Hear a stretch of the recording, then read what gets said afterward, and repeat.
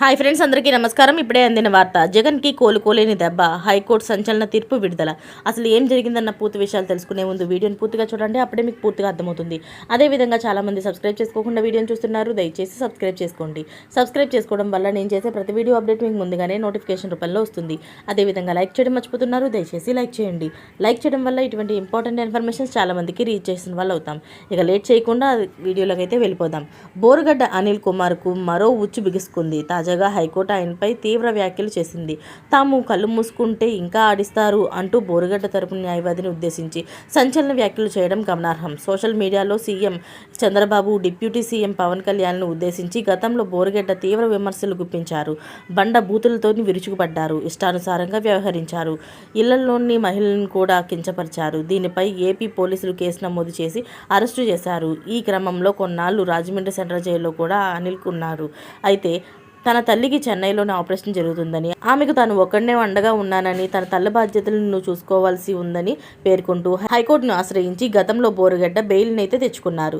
ఇంతవరకు కూడా బాగానే ఉంది. అయితే ఇలా ఆయన పెట్టుకుంటూ బెయిల్ పిటిషన్, దీనికి సంబంధించి ఆయన సమర్పించిన డాక్టర్ సర్టిఫికేట్లను పరిశీలించిన పోలీసులు ఇవి నకిలీవని తేల్చారు. దీంతో వారు హైకోర్టును ఆశ్రయించారు. ఈ పిటిషన్ విచారణలో ఉండగానే కూడా బెయిల్ గడువు ముగిసింది. ఇంతలోనే తనకు బెయిల్ పొడిగించాలని మరోసారి బోరుగడ్డ కోర్టును ఆశ్రయించారు.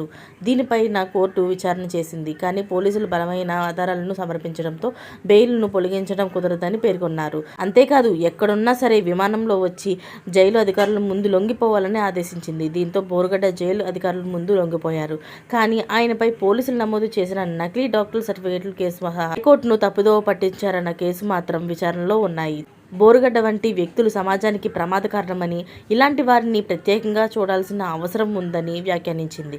ఇప్పుడు డాక్టర్ సర్టిఫికేట్ సమర్పించి మధ్యంతర బెయిల్ పొందిన వైనంపైన విచారణ ఎన్నికలను సీల్డ్ కవర్లోని కోర్టు ముందు ఉంచాలని పోలీసుల న్యాయస్థానం ఆదేశించింది. అయితే అదేవిధంగా నిర్దేశించిన సమయంలోపు జైలు అధికారుల ముందు ఎందుకు హాజరు కాలేదో వివరణ ఇవ్వాలని, బోరుగడ్డ అనిల్ తరపున వాదనలను వినిపించాలని న్యాయవాదికి కూడా కోర్టు ఆదేశించింది. దీనిపై ప్రత్యేకంగా పిటిషన్ వేయాలని, కేసు నమోదు చేయాలని ఆదేశించడం గమనార్హం. అయితే జగన్ బోరుగడ్డ అనిల్ని ఎలా విడిపించాలా, బయటికి తీసుకురావాలా అనే తలబద్దలు కొట్టుకునే టైంలో ఇలాంటి ఆదేశాలు రావడం అయితే ఆయనకి పెద్ద దెబ్బ అనే చెప్పుకోవచ్చు. మరిన్ని లేటెస్ట్ అప్డేట్స్ కోసం ఛానల్ని సబ్స్క్రైబ్ చేసుకోండి. Thanks for watching friends.